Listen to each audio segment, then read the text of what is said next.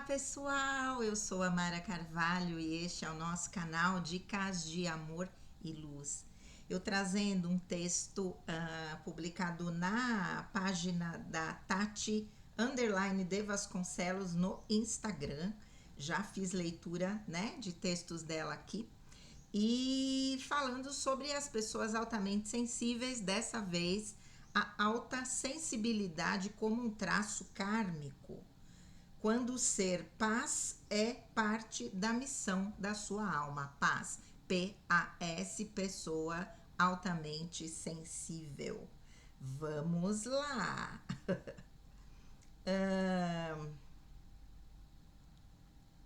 A alta sensibilidade, paz, pessoa altamente sensível, não é apenas uma característica biológica ou psicológica, mas acredito também que possui uma origem espiritual e kármica.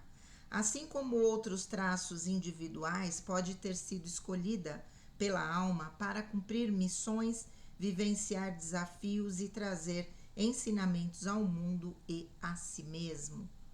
O traço como missão.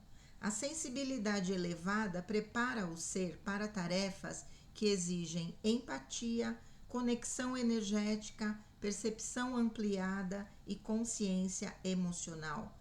Paz costumam ser pioneiros em processos de cura e transformação social. Alta sensibilidade e lições kármicas. A experiência de ser paz pode estar ligada à cura de feridas antigas e ao desenvolvimento de virtudes como compaixão e resiliência. A hipersensibilidade pode ser parte de um processo de purificação energética e emocional. Desafios como caminho evolutivo. Desafios como a sensação de inadequação e solidão são catalisadores para o despertar espiritual. A missão de um paz pode incluir ajudar os outros a se reconectarem com a sua essência. Reprogramação e liberação kármica.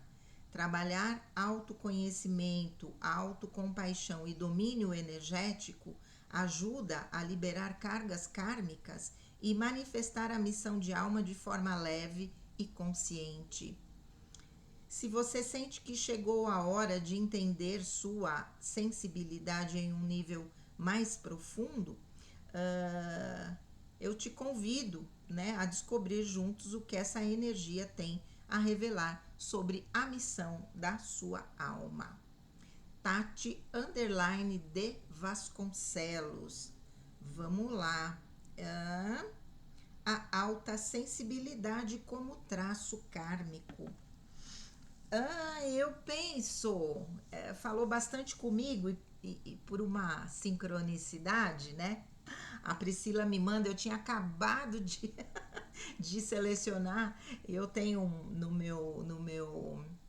como fala, no meu WhatsApp, eu mesma, e aí eu mando para mim as coisas que eu quero ver depois ou coisas que eu quero ler aqui no canal, né, para comentar.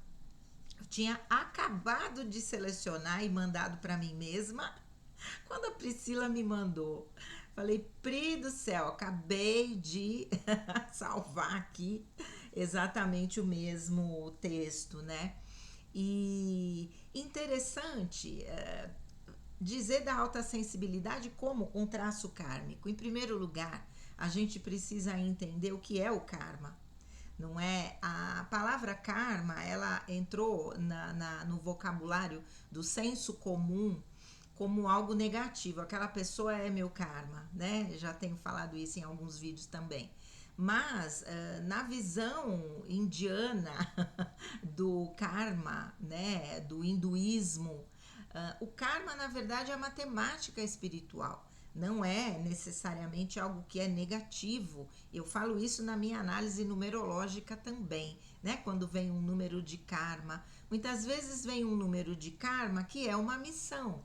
E o karma, nesse sentido, ele é uma situação que ela é compulsória, ou seja, eu não tenho como fugir, né? E eu posso, obviamente, né, no caso de uma missão, eu posso expressar ou não, mas eu vou ter algum tipo de consequência com isso depois. Mas não necessariamente o karma é só algo negativo, né? Então, algumas vezes, obviamente, a gente vai trabalhar questões que têm a ver, pegando até pela própria numerologia, alguns números são eminentemente kármicos, não tem como a gente fugir, mas alguns números, por exemplo, como o número 11, o número 22, o número 33, o número 44, que são os números mestres, né? Vai até o 99, mas esses números, eles falam essencialmente de missões, não falam sobre uma dificuldade que eu ainda tenha que lidar. Justamente por quê? Porque esses números mestres só estão presentes no mapa de uma pessoa que já é uma alma missionária, já está aqui para ajudar a humanidade, né? Ajudar a própria hierarquia espiritual e, consequentemente, ajudar o desenvolvimento espiritual da humanidade, o despertar da consciência e vai por aí fora, a transmutação de um karma familiar, a transmutação de um karma monádico, como é o número 44, por exemplo, né? Então, quando de repente a gente pede uma alta sensibilidade, né? E eu diria, na minha compreensão, talvez a gente não peça essa alta sensibilidade. Na verdade, a gente já evoluiu a um determinado ponto em que essas características já são constituintes da nossa natureza, não é? Já está tudo registrado no nosso corpo etérico, que vai ser a forma do nosso corpo físico. E o nosso cérebro, obviamente, faz parte do nosso corpo físico, então, consequentemente, vai estar lá esse registro para que a gente venha com essas características, não é? Eu penso isso. Agora, quando a gente pede, especialmente, uma vibração como essa, né, ou uma característica como essa, para que seja resgatado um karma, não é? Ok. E pode ser o karma positivo ou o karma negativo. Aí a gente não tem muito como dizer. Na verdade, pensar em como isso pode se apresentar. Como um karma negativo, um traço de uma pessoa altamente sensível resgatando um karma. Talvez quando eu, em outras vidas, não fui muito empática, por exemplo, né? Se eu pegar a minha história, eu sei que como nas minhas vidas de freira, como madre superiora, eu fui extremamente rígida, causando sofrimento às freiras que estavam sob a minha supervisão, porque era extremamente rígida. Então, de repente, estar desse outro lado, né? Como uma pessoa altamente sensível, com uma hiperempatia, pode ser vivenciar o outro lado, não é? Porque provavelmente essa questão, né, que hoje se fala, a pessoa muito emocionada, né? Eu acho engraçado como algumas palavras vêm e ficam, né, no vocabulário popular. Então, emocionado é aquele que se emociona muito, que é uma pessoa sensível demais, né? Nesse sentido que tá essa palavra emocionado. Mas eu tenho certeza que, como madre superiora, muito provavelmente eu recriminava pessoas muito emocionadas, porque elas tinham que apresentar aquela forma de ser totalmente equilibrada, né? Nem mais nem menos, entende? E então, de repente, como uma questão kármica na minha história, pode ser que eu tenha vindo altamente sensível para experimentar o outro lado, como é difícil a gente sair dessa natureza, não é? Agora, como um karma positivo, como uma missão, para mim, eu penso que talvez as duas coisas ao mesmo tempo, mas talvez eu já tenha trabalhado alguma coisa dessa sensibilidade em outras vidas que não precisariam ser trabalhadas nessa como um karma negativo, eu penso, não sei. Mas como uma missão, sim, porque o que eu falei no outro vídeo, né, no último vídeo que eu fiz, na verdade, todas essas características, elas me auxiliam no meu trabalho, né, ao longo desses anos todos, desde que eu tive esse meu despertar espiritual, onde eu agreguei à minha consciência todos os conhecimentos que eu trazia de outras vidas e que eu precisava ancorar na minha existência, no meu corpo mental, né, desta encarnação. A gente tem que renovar sempre esses conhecimentos e para que a partir dali eu pudesse entrar nos meus verdadeiros propósitos, não que somente ser psicóloga não era um propósito, obviamente que sim, mas não era só ser psicóloga, como eu já contei para vocês, talvez lá no antigo canal, né, como é que foi o início da minha jornada como psicóloga, uma pessoa totalmente diferente, né? Uma psicóloga totalmente diferente, sem conseguir ser de outro jeito. Não me peça para criar um personagem e eu vou atender como um personagem. Eu não sou assim. Eu sou essa pessoa como psicóloga, como Mara, como amiga, como irmã, como eu sou sempre a mesma pessoa. Eu não consigo mudar, né? Vou sentar na minha cadeira, no meu sofazinho, agora eu vou ser a psicóloga, então agora eu vou ser uma outra pessoa. Dali a pouco eu tô dando risada com a pessoa, já tô falando besteira com os pacientes. Ontem mesmo atendi um casal. E é isso, né? Dali a pouco a gente já virou amigo. Não tem jeito, esse é o meu jeito de ser, é esse, né? E talvez isso faça parte desse meu propósito de influenciar pessoas com a minha forma de ser, talvez, de quebrar paradigmas. Psicólogo tem que ser assim, tem que ser assado, não tem que ser nada, tem que ser o que a pessoa é. O meu conhecimento está aqui, o fato de eu brincar com os pacientes não reduz o meu conhecimento, muito pelo contrário, né? Outro dia o paciente falou, acho que eu comentei aqui num vídeo, ai, tô esperando a hora que você vai me dar uma bronca.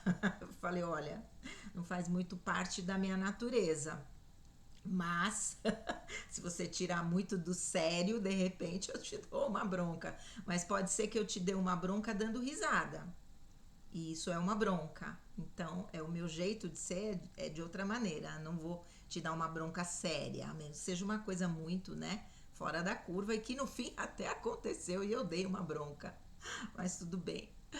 E então, essas características foram as que fizeram, como eu disse no vídeo anterior, o sucesso do meu trabalho.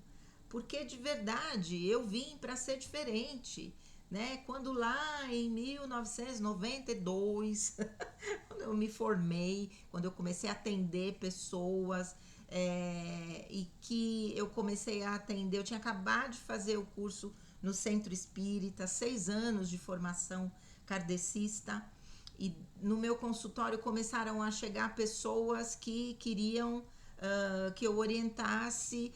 Eram mormons, uma família de mormons, que eu já comentei, eram pessoas evangélicas, eram kardecistas, eram umbandistas, né? Ou pessoas da própria Igreja Católica que queriam saber como colocar em prática na sua vida do dia a dia aqueles conhecimentos que eles adquiriam nas suas igrejas, né?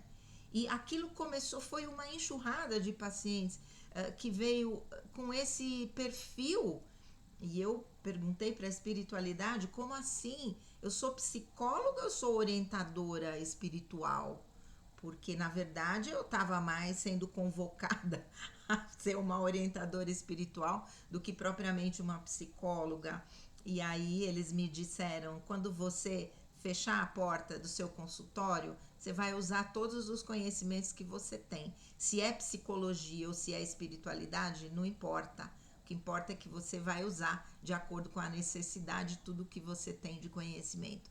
Falei, ok, ok, né? Porque eu já era aquela pessoa fora da curva como psicóloga, né? Já comentei que, né? Imagina, 33 anos atrás, mas eu dava meu telefone, né? Ainda não era celular, mas eu dava meu telefone para o paciente. Se ele precisasse, ele podia me ligar, né? E muita gente me questionava, mas você vai dar o seu telefone para o paciente?